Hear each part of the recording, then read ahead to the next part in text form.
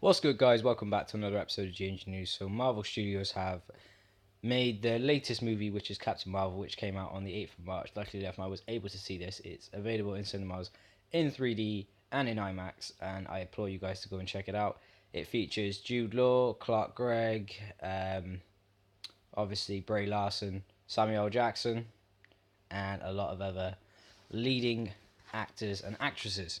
So, if you don't want this movie ruined for you at all, please turn off this review in about 10 to 20 seconds time from now, because I'm going to be getting into some details of the Captain Marvel movie and obviously the two post credit scenes at the end of Captain Marvel. So before we get onto that, let's just give you a little picture of some of the things that are happening. So Howard Stark found the Tesseract when he was looking for Captain Marvel. There's no details of the year or time, and apparently Howard Stark gave the Tesseract to Marvel, who is Annette Bening, and she made the Lightspeed device. There's an introduction of Brie Larson, aka Captain Marvel, to the Avengers lineup.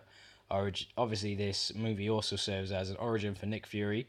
And as I said to you guys, there are two post-credit scenes. So like I said, if you don't want the movie spoiled for you at all, please turn off this review very soon. So, three, two, one. In the movie, Captain Marvel takes away Nick Fury's pager and modifies it with major tech upgrades so that it can transmit a signal across the galaxy to call her, and she tells him only use it in the case of emergencies, and then she basically just heads back off to space. So this is, I'm going to detail now what happens in the first post-credit scene. We see a close-up of Nick Fury pager, which is still emitting the signal to Captain Marvel, last seen in Avengers Infinity War post-credit scene, linking the two scenes and two movies together. In that scene, obviously, you see Nick Fury press his pager just moments before he's dusted by Thanos' snap. We then see the pager turn off. We then see Black Widow and Captain America looking at a screen which is showing the rising numbers of missing people in the world. Assuming this is after Thanos' snap, the number is shown to be rising, and it's currently at 3.2 billion, which are people that are unaccounted for in the world because obviously Thanos' snap.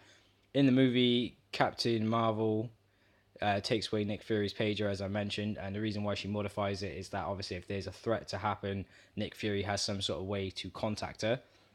This is the same screen that we see Bruce Banner mourning at in the end game trailer, where we see Shuri, Scott Lang, and obviously Peter Parker, who were dusted, also listed as missing. We then see Scott Lang and Peter Parker also listed as missing. We then see on the screen the number rising above 3.2 billion, meaning it's reaching 50% of global extinction, which is what Thanos set out to do, meaning the snap is still dusting life on Earth. Captain America then says, "This is a nightmare." Black Widow replies by saying, "I've had better nightmares." Rhodey walks in, who is essentially Iron Man's psychic, and says, "That thing has stopped doing whatever it was doing." They then are joined by Bruce Banner in the lab, where they try to keep the signal going. Banner says, "Whatever the signal of the pager was sending has finally crapped out." Captain America then says, "I thought we would bypass the battery." Rhodey then says they did while it's still plugged in, but we then see it stop. Cap then tells them to send the signal again. Bruce Banner then says, "We don't know what this thing is." Black Widow then says, "Fury did. Just do it, please. Tell me the second you get a signal. I want to know who's on the other end of that thing."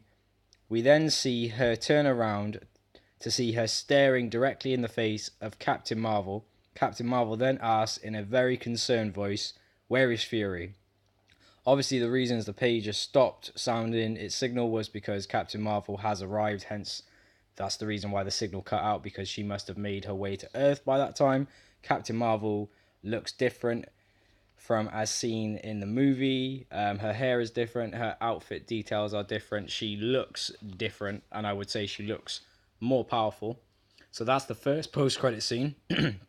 And the second post-credit scene isn't a very long scene, but we're going to get into it anyway. We see Nick Fury's empty office, and then out of nowhere we see Goose the cat jump onto his desk. Goose is actually an alien creature called Firkin. They may look like a cat that you would see on Earth and every day to day, but they actually contain an inner mouth with several teeth. They lay eggs, and inside of them they house the pocket dimensions, and they are known to eat very large quantities, like the Tesseract, which we see Goose cough up like a hairball onto Fury's desk. So yeah, thank you for watching another episode of GMG News. Don't forget to subscribe, turn on post notifications if you haven't done already. Like this video if you think it deserves a like. Share it with your friends if you want other people to see this. Leave a comment in the comment section down below if there's anything you want me to do in the next episode of GMG News, and I'll be happy to oblige. And I will catch up with you guys very, very soon. I hope you have all enjoyed watching. Go and check out Captain Marvel, which is in cinemas all across the UK. It's been out since March 8th. It's a brilliant movie, and I implore you to go and take your family and friends. And it's nice to see a female superhero getting to shine in a movie. And yeah, I hope you guys have all enjoyed watching this. Go and check out Captain Marvel, which is in cinemas now. You can see it in 3D, and you can also see it in IMAX. And let me know what you thought of the movie and what your favourite Marvel character is. I'll see you all soon. Enjoy yourselves.